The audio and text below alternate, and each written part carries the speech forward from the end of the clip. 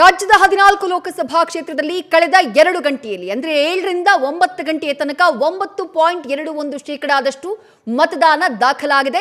ಅತಿ ಹೆಚ್ಚು ಮತದಾನ ನಡೆದಿರುವುದು ದಕ್ಷಿಣ ಕನ್ನಡ ಲೋಕಸಭಾ ಕ್ಷೇತ್ರದಲ್ಲಿ 15% ಮತದಾನ ರೆಕಾರ್ಡ್ ಆಗಿದೆ.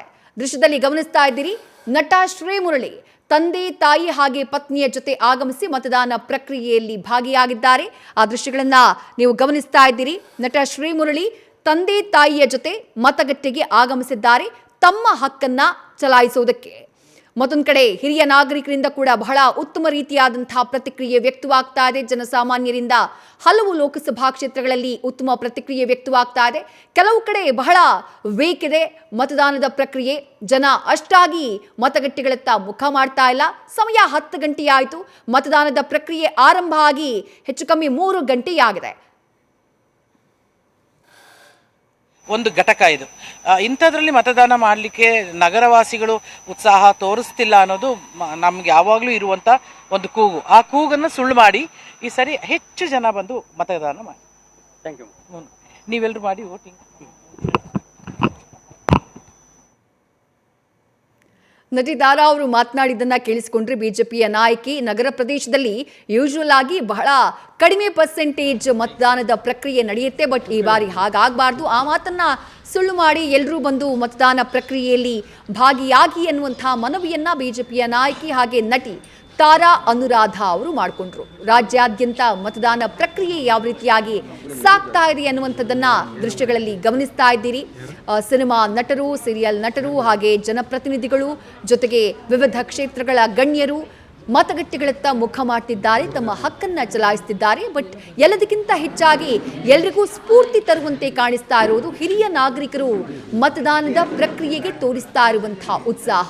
ತಮಗೆ ನಡ್ಕೊಂಡು ಬರುವುದಕ್ಕೆ ಸಾಧ್ಯ ಆಗದೇ ಇದ್ರೂ ಕುಟುಂಬಸ್ಥರ ಸಹಾಯದಿಂದ, ವಾಕಿಂಗ್ ಸ್ಟಿಕ್ ಸಹಾಯದಿಂದ, ವೀಲ್ ಚೇರ್ ಸಹಾಯದಿಂದ ಮತಗಟ್ಟೆಗಳತ್ತ ಆಗಮಿಸುತ್ತಿದ್ದಾರೆ. ತಮ್ಮ ಹಕ್ಕನ್ನ ಚಲಾಯಿಸುವುದಕ್ಕೆ ಅವರು ಮರಿತಾ ಇಲ್ಲ, ತಮ್ಮ ಕರ್ತವ್ಯವನ್ನ ಅವರು ಮರಿತಾ ಇಲ್ಲ. ಯೋಗ್ಯ ಜನಪ್ರತಿನಿಧಿಯನ್ನ ಆಯ್ಕೆ ಮಾಡುವುದಕ್ಕೆ ಇರುವಂತಹ ಅವಕಾಶ ಇದು. ಬದಲಾವಣೆ ಬೇಕು ಅಂತ ಹೇಳುವವರು ಆ ಬದಲಾವಣೆಗೆ ಮತ ಹಾಕುವುದಕ್ಕೆ ಇರುವಂತಹ ಒಂದು ಅವಕಾಶ ಇದು. ಹಾಗಾಗಿ ಬಹಳ ದೊಡ್ಡ ಸಂಖ್ಯೆಯಲ್ಲಿ ಹಿರಿಯ ನಾಗರಿಕರು ಉತ್ಸಾಹವನ್ನ ತೋರಿಸುತ್ತಿದ್ದಾರೆ ಈ ಮತದಾನದ ಪ್ರಕ್ರಿಯೆಗೆ. ಫಸ್ಟ್ ಟೈಮ್ ವೋಟರ್ಸ್ಗಳಲ್ಲೂ ಕೂಡ ಉತ್ಸಾಹ ಹೆಚ್ಚಾಗಿ ಕಂಡು ಬರ್ತಾ ಇದೆ. ಈ ಬಾರಿ ಕಳೆದ ಬಾರಿಗಿಂತ ಹೆಚ್ಚಿನ ಮತದಾನ ನಡೆಯಲಿ ಅನ್ನುವಂಥ ಆಶಯಗಳು ಕೂಡ ವ್ಯಕ್ತವಾಗ್ತಾ ಇದೆ. ಸೆಲೆಬ್ರಿಟೀಸ್ ಅಂತೂ ಮಾತನಾಡುವವರೆಲ್ಲರೂ ಕೂಡ ದೇಶಕ್ಕಾಗಿ ನಡೀತಾ ಇರುವಂತಹ ಚುನಾವಣೆ, ಹಾಗಾಗಿ ಯಾರೂ ಕೂಡ ಮನೇಲಿ ಕೂರಬೇಡಿ, ನಾವು ಬಂದು ಮತ ಹಾಕಿದ್ದೀವಿ, ನೀವು ಬಂದು ಮತ ಹಾಕಿ ಅಂತ ಹೇಳಿ ಮನವಿಯನ್ನ ಮಾಡ್ಕೊಳ್ತಿದ್ದಾರೆ. ಎಸ್, ದೃಶ್ಯದಲ್ಲಿ ಗಮನಿಸ್ತಾ ಇದ್ದೀರಿ, ಮಾಜಿ ಪ್ರಧಾನಿ ದೇವೇಗೌಡರು ಮತದಾನವನ್ನ ಮಾಡೋದಕ್ಕೆ ಅಂತ ಹೇಳಿ ಆಗಮಿಸಿದ್ದಾರೆ.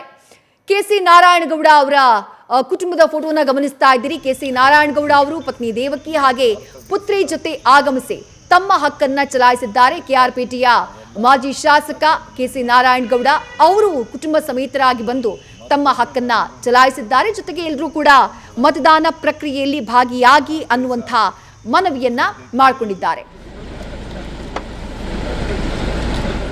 ಮಾಜಿ ಪ್ರಧಾನಿ ದೇವೇಗೌಡರು ತಮ್ಮ ಹಕ್ಕನ್ನ ಚಲಾಯಿಸಿ ಅಲ್ಲಿಂದ ತೆರಳ್ತಾ ಇರುವಂತಹ ದೃಶ್ಯಗಳನ್ನ ನೀವು ಗಮನಿಸ್ತಾ ಇದ್ದೀರಿ. ಪತ್ನಿಯ ಜೊತೆಗೂಡಿ ಮತಗಟ್ಟೆಗೆ ಆಗಮಿಸಿದಂತಹ ಮಾಜಿ ಪ್ರಧಾನಿ ದೇವೇಗೌಡರು ತಮ್ಮ ಹಕ್ಕನ್ನ ಚಲಾಯಿಸಿದ್ದಾರೆ. ಹೊಳೆನರಸೀಪುರ ತಾಲೂಕಿನ ಪಡುವಲಹಿಪ್ಪೆ ಗ್ರಾಮದ ಹಿರಿಯ ಪ್ರಾಥಮಿಕ ಶಾಲೆಯಲ್ಲಿರುವಂತಹ ಮತಗಟ್ಟೆ ಏನಿದೆ ಆ ಮತಗಟ್ಟೆಗೆ ಆಗಮಿಸಿ ತಮ್ಮ ಹಕ್ಕನ್ನ ಚಲಾಯಿಸಿದ್ದಾರೆ. ನೋಡಿ, ನಾನು ವೋಟ್ ಹಾಕಿದ್ದೀನಿ ಅಂತ ಹೇಳಿ ತಮ್ಮ ತೋರ್ಬೆರಳನ್ನ ತೋರಿಸ್ತಾ ಇದ್ದಾರೆ ಮಾಜಿ ಪ್ರಧಾನಿ ದೇವೇಗೌಡರು. ಪತ್ನಿ ಚೆನ್ನಮ್ಮ ಅವರ ಜೊತೆಗೂಡಿ ಆಗಮಿಸಿದಂತಹ ದೇವೇಗೌಡರು ತಮ್ಮ ಹಕ್ಕನ್ನ ಚಲಾಯಿಸಿದರು.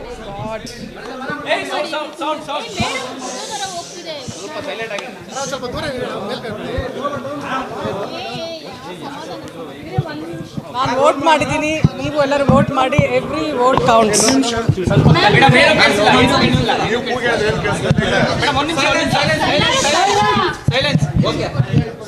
ನಾನು ವೋಟ್ ಮಾಡಿದ್ದೀನಿ, ನೀವು ಎಲ್ಲರೂ ವೋಟ್ ಮಾಡಿ. ಪ್ರತಿಯೊಂದು ವೋಟ್ ಕೌಂಟ್ ಆಗುತ್ತೆ.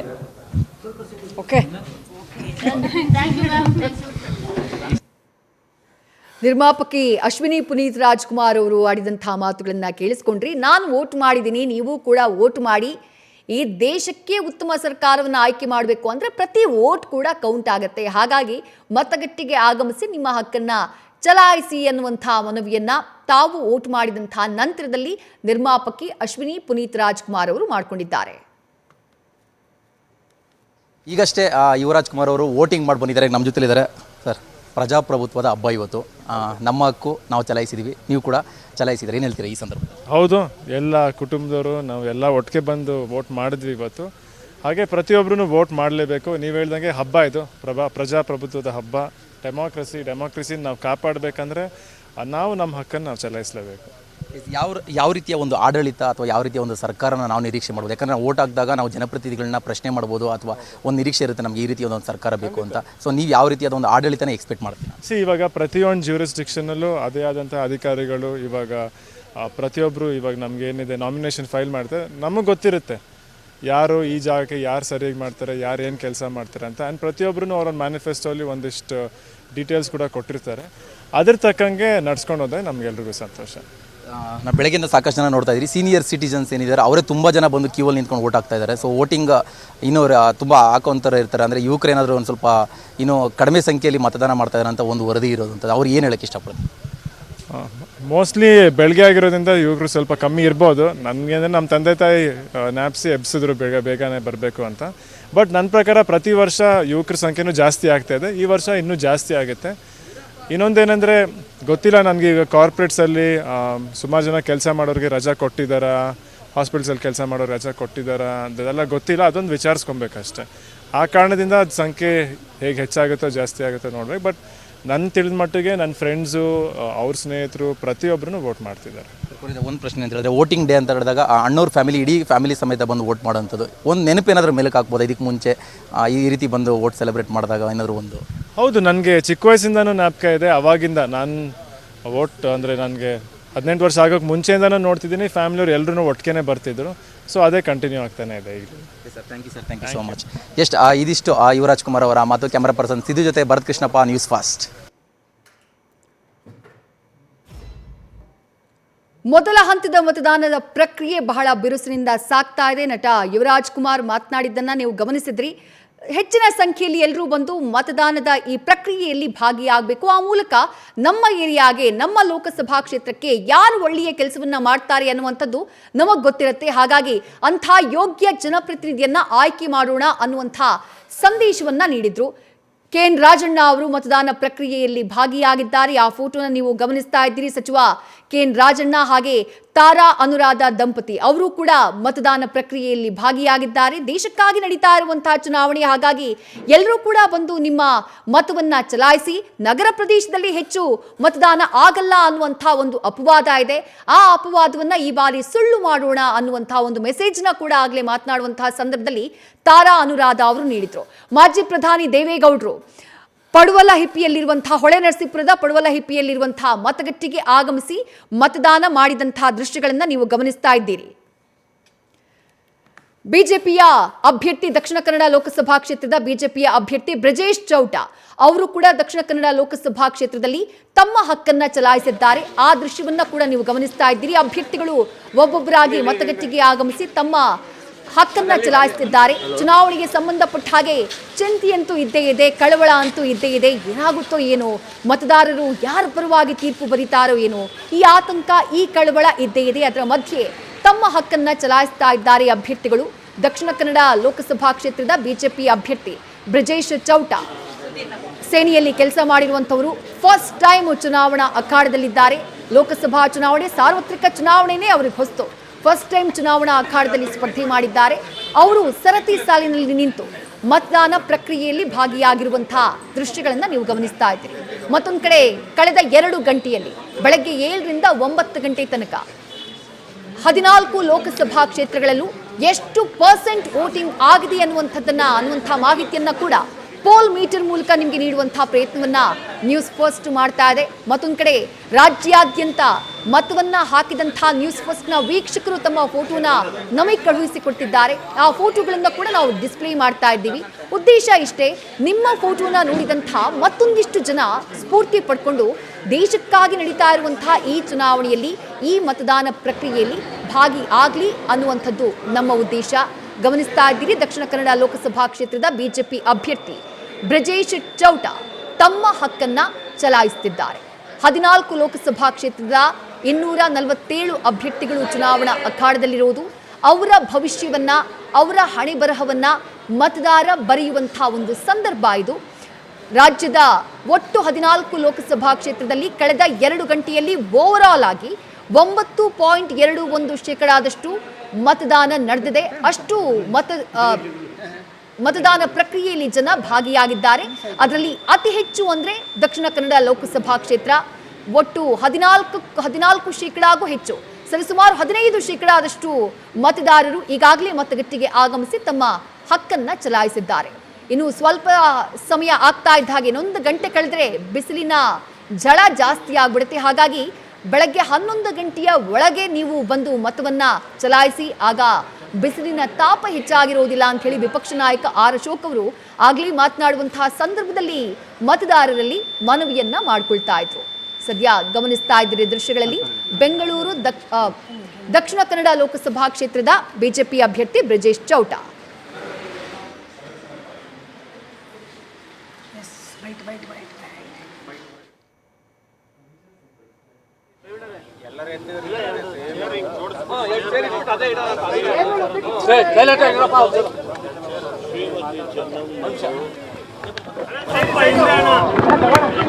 ಶ್ರೀಮತಿ ಚೆನ್ನಮ್ಮನವರು ನಾನು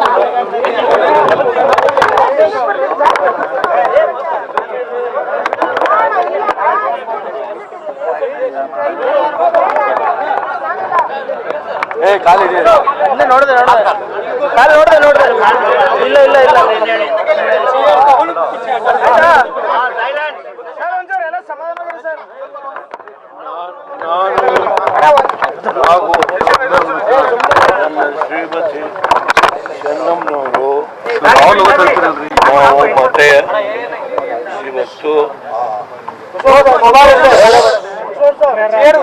ನೋಡಿ ಈಗ ಮತ ಹಾಕಿದ್ದೇವೆ. ಮತ ಹಾಕುವ ಹಕ್ಕು ಪ್ರತಿಯೊಬ್ಬ ಪ್ರಜೆಗೂ ಇದೆ. ಯಾರಿಗೆ ಮತ ಹಾಕಿದ್ದೀವಿ ಅಂತ ಹೇಳಬಾರ್ದು. ನಮ್ಮ ಮತವನ್ನು ಚಲಾಯಿಸಿ ಪಡವಲಿಪೆ ಗ್ರಾಮದಲ್ಲಿ ನಾನು 1962ರಿಂದ ಇಲ್ಲಿ ಆಸ್ತಿಯನ್ನು ಮಾಡಿ ನನ್ನ ತಮ್ಮನಿಗೆ ಎಲ್ಲ ಆಸ್ತಿಯನ್ನು ಹರದನಹಳ್ಳಿ ಹುಟ್ಟು ಗ್ರಾಮದಲ್ಲಿ ಬಿಟ್ಟು ಇಲ್ಲಿಗೆ ಬಂದು ಆಸ್ತಿಯನ್ನು ಕೊಂಡುಕೊಂಡು ಇಲ್ಲೇ ವಾಸವಾಗಿದ್ದೇವೆ. ನಾವು ಆಗಾಗ್ಗೆ ಪಡವಲಿಪಿಗೆ ಬರ್ತೇವೆ. ಜಮೀನಿನಲ್ಲಿ ಇರುವ ಒಂದು ತೆಂಗು ಬೆಳೆಯನ್ನು ನೋಡೋದು ಸ್ವಭಾವ. ನಾನು ನನ್ನ ಶ್ರೀಮತಿಯವರು ಆಗಾಗ್ಗೆ ಬರ್ತೇವೆ. ಪ್ರತಿ ವರ್ಷ ಬಂದು ಇಲ್ಲಿ ನಾವು ಮತ ಚಲಾಯಿಸಿದ್ವಿ. ಈಗ ದಯಮಾಡಿ ತಾವೆಲ್ಲ ಸಹಕರಿಸಿದರೆ ನಿಮಗೆ ನಾನು ತುಂಬ ಆಭಾರಿಯಾಗಿದ್ದೇನೆ. ಒಂದು ವಿಷಯವನ್ನು ನಾನು ಇವತ್ತು ಈ ರಾಜ್ಯದ ಮಹಾಜನತೆಯ ಮುಂದೆ ಪ್ರಸ್ತಾಪ ಮಾಡುತ್ತೇನೆ. ಅದು ಇಲ್ಲಿ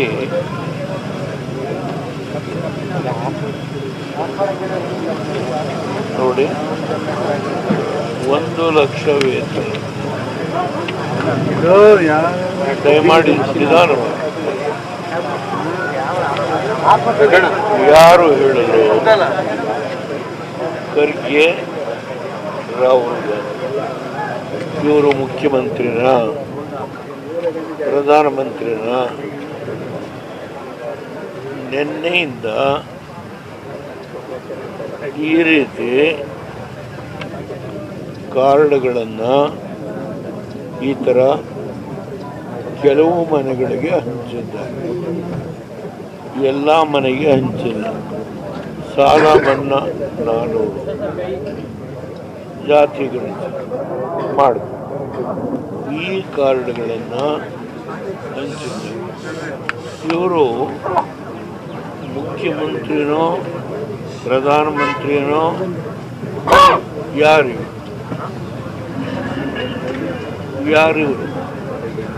ಈಗ ಮುಖ್ಯಮಂತ್ರಿ ಡೆಪ್ಟಿ CM ರುಜು ಮಾಡಿ 5 ಗ್ಯಾರಂಟಿಗಳನ್ನು ಹಂಚಿದರು.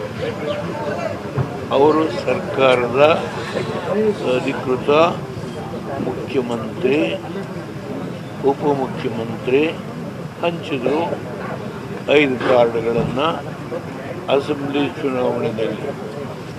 ಈಗ ಇವರು ಈ ರೀತಿ ಕೆಲವು ಕಡೆಗೆ ಹಂಚಿದ್ದಾರೆ. ನಮ್ಮ ರಾಜ್ಯದಲ್ಲಿ ನಾನು ಕೇರಳಕ್ಕೆ ಫೋನ್ ಮಾಡಿ ಈ ಥರ ಕಾರ್ಡ್ ಹಂಚ್ತಾ ಇದ್ದಾರಂತ. ಇಲ್ಲ. ತಮಿಳ್ನಾಡಲ್ಲಿ ಫೋನ್ ಮಾಡಿ ಈ ಥರ ಕಾರ್ಡ್ ಹಂಚ್ತಾ ಇದ್ದಾರ? ಇಲ್ಲ. ಆದರೆ ಕರ್ನಾಟಕದಲ್ಲಿ ನಿನ್ನೆಯಿಂದ ಈ ರೀತಿ ಇದು Rahul Gandhi chief minister or prime minister ನೀವು ಭರವಸೆ ಕೊಡ್ತೀವಿ, ನೀನು ಅಧಿಕಾರಕ್ಕೆ ಬಂದೀಯಾ? 2 ಚುನಾವಣೆಯಲ್ಲಿ ಒಂದು ಅಧಿಕೃತ ವಿರೋಧಿ ಪಕ್ಷವಾಗಿ ಕಾಂಗ್ರೆಸ್ಸು ಬಂದಿಲ್ಲ. ಮೊನ್ನೆ ಕರಿಗೆ ನಾನು ಸತ್ತರೆ ನನ್ನ ಹೆಣದ ಮೇಲೆ ಮಂಡಾರು ಹಾಕಿ ಅಂತ ಹೇಳಿ ಎಲ್ಲಿ ಗುಲ್ಬರ್ಗಾದಲ್ಲಿ ಜನಗಳ ಮುಂದೆ ನಾನು ಸತ್ತರೆ ನನ್ನ ಹೆಣದ ಮೇಲೆ ಮಣ್ಣಾರು ಹಾಕಿಯಪ್ಪ, ಇಷ್ಟು ಆವೇಶದಲ್ಲಿ ಮಾತಾಡಿದಂಥ ಖರ್ಗೆ ಈ ಮಹಾನುಭಾವ ಇವತ್ತು ಉತ್ತರ ಪ್ರದೇಶದಲ್ಲಿ ನಿಲ್ಲೋ ಯೋಗ್ಯತೆ ಇಲ್ಲದೇ ಕೇರಳದಲ್ಲಿ ಹೋಗಿ ನಿಂತಿದ್ದಾರೆ. ಇವರು ಕೊಡೋ ಈ ಥರ ಕಾರ್ಡು 1 ಲಕ್ಷ ವೇತನ ಯಾರಿಗೆ? ಪ್ರತಿಯೊಬ್ಬ ವಿದ್ಯಾವಂತ ಯುವಕರಿಗೆ ಮೊದಲ ಉದ್ಯೋಗದ ಗ್ಯಾರಂಟಿ, ಯುವ ನ್ಯಾಯ. ಪ್ರತಿ ವರ್ಷ ಕುಟುಂಬದ ಒಬ್ಬ ಮಹಿಳೆಗೆ 1 ಲಕ್ಷ, ಒಂದು ಕುಟುಂಬದಲ್ಲಿ ಒಬ್ಬ ಮಹಿಳೆಗೆ 1 ಲಕ್ಷ. ಈಗ 3 ಜನ ಇರ್ತಾರೆ, ಅದಿರಲಿ, ಅದೆಲ್ಲ ಬೇಡ. ಈಗ ಹೂವಾರದೆ ಚೀಫ್ ಮಿನಿಸ್ಟರ್ ಸೈನ್ ಮಾಡಿದರೆ, ಡೆಪ್ಟಿ CM ಸೈನ್ ಮಾಡಿದರೆ ನಾನು ಒಪ್ಕೊಳ್ತೀನಿ. ಹೂವಾರದ ಇಸ್ಬಿಟ್ಟು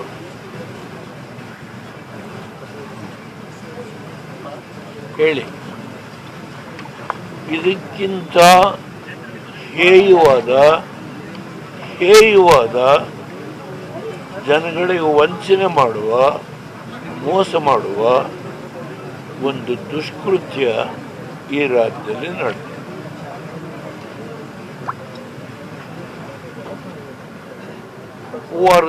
Who are these fellows? ನನ್ನ ಹೆಣದ ಮೇಲೆ ಮಣ್ಣು ಹಾಕ. Very happy that whatever we have spoken in the last election. What is your message to first time voters? News first ನಿರ್ಭೀತಿಯಿಂದ ನಿಮ್ಮ ಪರವಾಗಿ.